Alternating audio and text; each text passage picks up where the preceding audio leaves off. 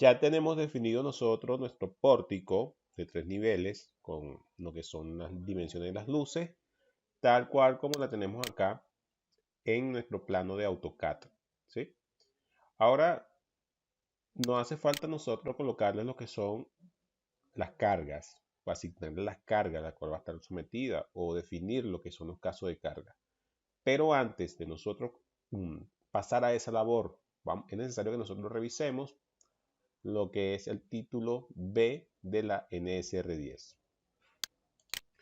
El título B de la NSR10 digamos que corresponde a lo que es cargas y combinaciones de cargas. Si vamos un poco más hacia arriba, podemos encontrar unos, digamos que unos conceptos que se encuentran en la NSR10, todo lo que es correspondiente a cargas, ¿sí? Bien, vamos a leer algunos, digamos que algunas definiciones que se pueden utilizar para nuestro diseño. Por ejemplo, en el título B, capítulo 1, encontramos los requisitos generales. Vamos a pasar directamente lo que son los requisitos básicos, entendiéndose por requisitos básicos la estructura y todas sus partes que deben cumplir, además de las prescripciones dadas en el título A por razones sísmicas. Los siguientes requisitos de resistencia, funcionamiento, fuerzas causadas por deformaciones impuestas, análisis, esos son conceptos que debemos tener claro. La resistencia, en el caso de resistencia, la estructura de la edificación y todas sus partes deben diseñarse y construirse para que los materiales utilizados en la construcción de los elementos y su conexión puedan soportar con seguridad todas las cargas contempladas en el presente título B de la NSR10, sin exceder la resistencia de diseño cuando se mayoran las cargas por medio del coeficiente de cargas o los esfuerzos admisibles cuando se utilicen cargas sin mayorar, ¿sí? Entonces, hay dos métodos de resistencia, cuando un método ya lo vamos a ver, cuando se amplifican las cargas, que utilizamos un coeficiente de amplificación para nosotros aumentar las cargas de diseño. Y también tenemos el método de esfuerzos admisibles, cuando se utilizan esas cargas sin mayorar. Funcionamiento. Los sistemas estructurales y sus componentes deben diseñarse para que tengan una rigidez adecuada que limite a. Las deflexiones verticales de los elementos. B. La deriva ante carga de sismos y viento. C. Las vibraciones y de cualquier otra deformación que afecte adversamente el funcionamiento de la estructura o edificación. Fuerza causada por deformaciones impuestas. Deben tenerse en cuenta en el diseño de las fuerzas causadas por deformaciones impuestas en la estructura por A. Asentamientos diferenciales contemplados en el título H. B. Por restricción de los cambios dimensionales debidos a variaciones de temperatura, expansiones por humedad, retracción de fraguado, flujo plástico y efectos similares. Análisis, los efectos de las cargas en los diferentes elementos de estructura y sus conexiones deben determinarse utilizando métodos aceptados de análisis estructural, teniendo en cuenta los principios de equilibrio, estabilidad general, compatibilidad de deformaciones y las propiedades de los materiales tanto a corto como a largo plazo. Aquellos elementos que tiendan a acumular deformaciones residuales bajo carga de servicios sostenidas, llámese también flujo plástico, debe tenerse en cuenta en el análisis sus efectos durante la vida útil de la estructura. Bien, hay unos conceptos que es bueno que los revisen con más calma, por ejemplo, la trayectoria de la carga. El sistema de estructuras debe diseñarse de tal manera que exista una trayectoria continua para todas las cargas y solicitaciones consideradas en el diseño.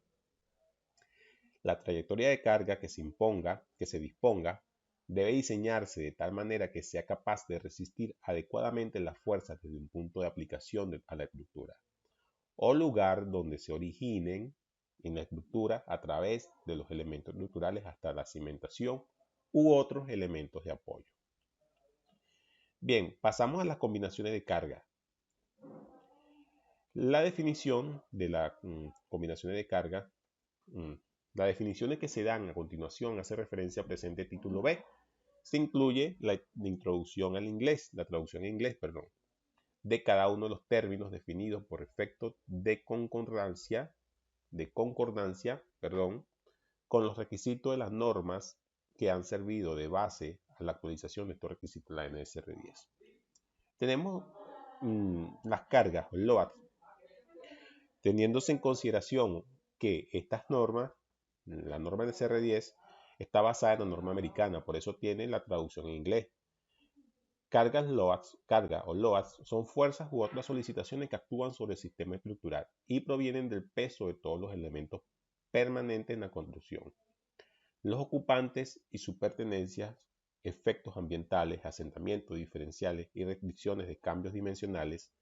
Las cargas permanentes son cargas que varían muy poco en el tiempo y cuya variación son pequeñas en magnitud. Todas las cargas son cargas variables.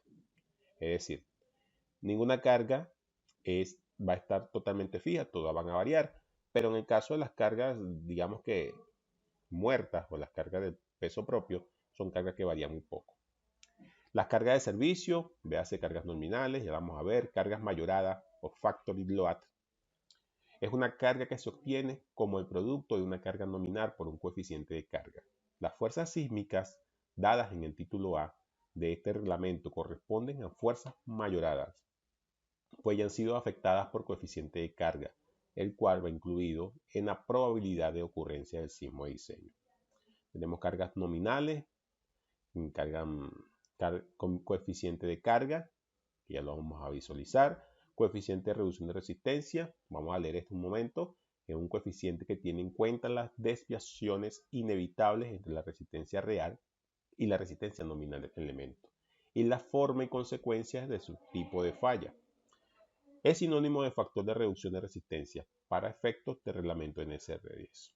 Ok, vamos a bajar un poco para ver las combinaciones. Aquí tenemos las nomenclaturas.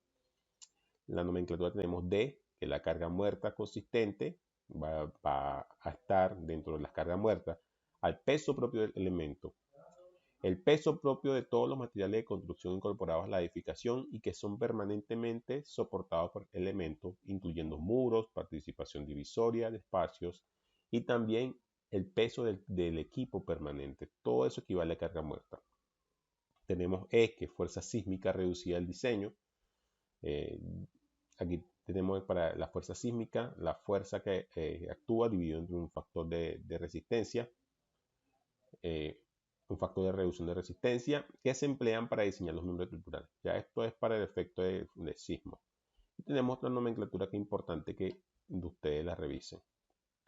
Para las combinaciones de carga, tenemos las combinaciones de carga para ser utilizadas con el método de esfuerzo de trabajo o en las verificaciones de estado límite de servicio.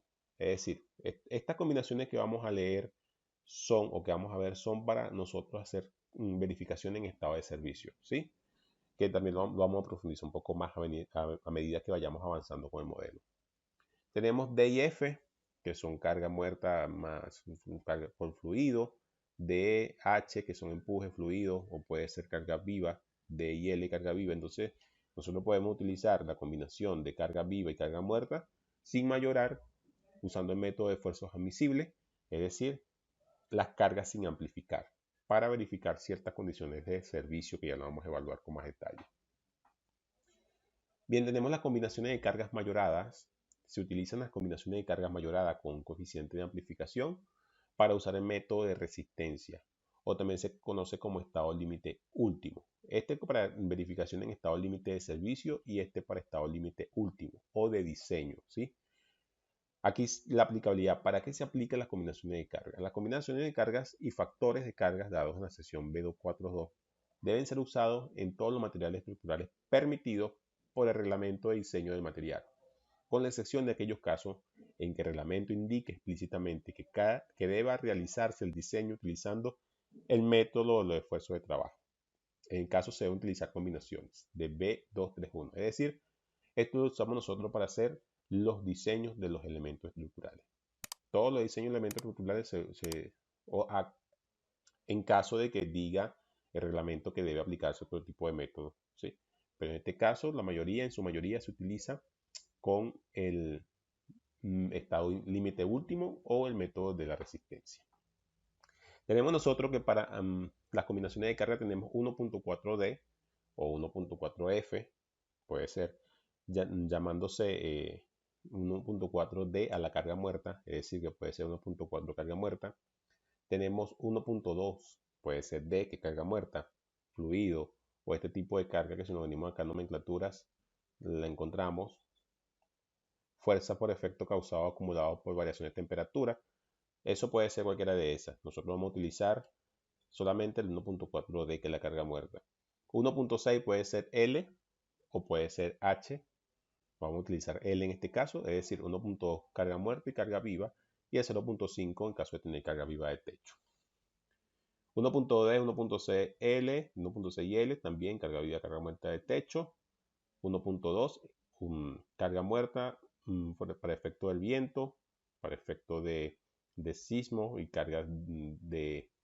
El sismo no, L es para efecto de cargas vivas debido al uso y ocupación de la edificación. Una vez el sismo, es decir, 1.2 carga muerta, 1.6 W, que quiere decir cargas de viento, en caso de tener cargas de viento, y vamos a encontrar una vez L.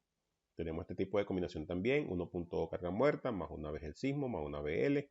Estos son los tipos, digamos que la combinación más básica. Nosotros solamente vamos a utilizar para nuestro proyecto 1.4D, 1.2D y 1.6L. Vamos a utilizar estos casos y unas combinaciones de servicios D más L, que carga viva y carga muerta.